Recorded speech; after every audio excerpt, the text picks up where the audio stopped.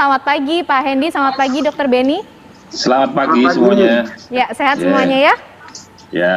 Oke, Pak Hendy, di Semarang gimana Pak kondisinya ini? Rumah sakit sudah mulai kosong, kamarnya untuk penanganan pasien COVID-19, datanya seperti apa Pak Hendy?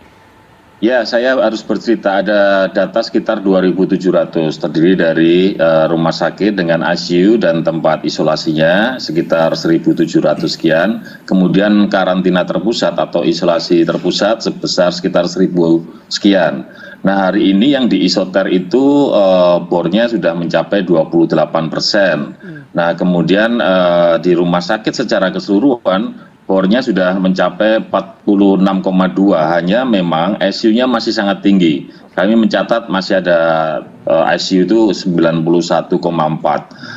Beberapa rumah sakit punya sisa kamar ICU 1, 2 gitu, tapi ada juga yang ICU-nya sudah penuh. Begitu penjelasan kami nih Mbak Fenane. Ya. Artinya gini, beberapa pasien yang di Semarang yang masuk ke rumah sakit itu semuanya bergejala berat dong Pak ya?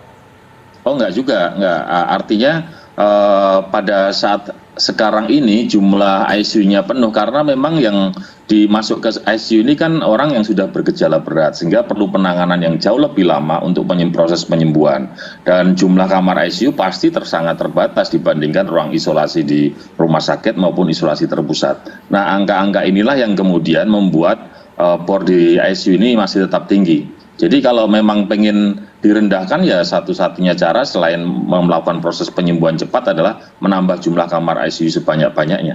Nah, apakah langkah itu yang kemudian sudah diantisipasi, dipersiapkan oleh pemerintah Kota Semarang, Pak Hendy? Melihat kalau situasi di rumah sakit milik Pemkot pada saat sebelum puncak atau PPKM darurat, kita ini punya 37 ICU. Kemudian pada saat puncak ini kita hanya bisa menambah sekitar 14 ICU. Jadi totalnya sekarang ada 51 ICU. Kenapa begitu? Sangat kompleks dia. Mulai dari proses penganggarannya, kemudian mulai dari ketersediaan alat-alat dan seterusnya termasuk sumber daya manusianya. Tapi kalau isolasi mandiri maupun isolasi di rumah sakit ini kan kamar aja yang penting ada HEPA filter atau steril dari tempat-tempat yang lain, itu kan bisa dipakai untuk isolasi di rumah sakit. Oke, kalau angka kematian gimana Pak datanya Pak?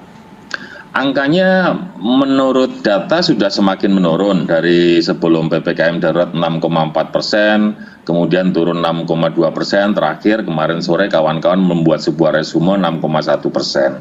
Tapi data ini pasti masih jauh dari harapan standar nasional karena standar kematian di tingkat nasional itu maksimal 5%. Kami terus lakukan upaya-upaya untuk bisa menurunkan angka kematian. Oke, itu kondisinya di Semarang. Dan distribusi penanganan pasien di rumah sakit Kota Semarang ini seperti apa Pak? Karena kan juga Semarang ini dikelilingi, ditopang oleh kota-kota kecil di sekitarnya juga, masyarakat pergerakannya juga bisa dibilang terpantau juga keluar masuk Semarang. Ya, kita kemarin berdiskusi waktu di awal-awal dengan Pak Gubernur, saya menyampaikan Pak Gub izin ini ada beberapa pasien dari luar.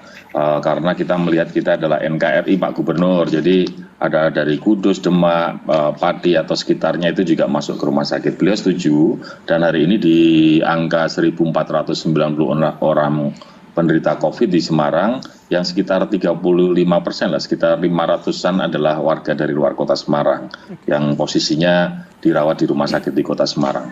Baik, perbincangan tadi sekaligus menutup perjumpaan kita di Apa Kabar Indonesia pagi kali ini.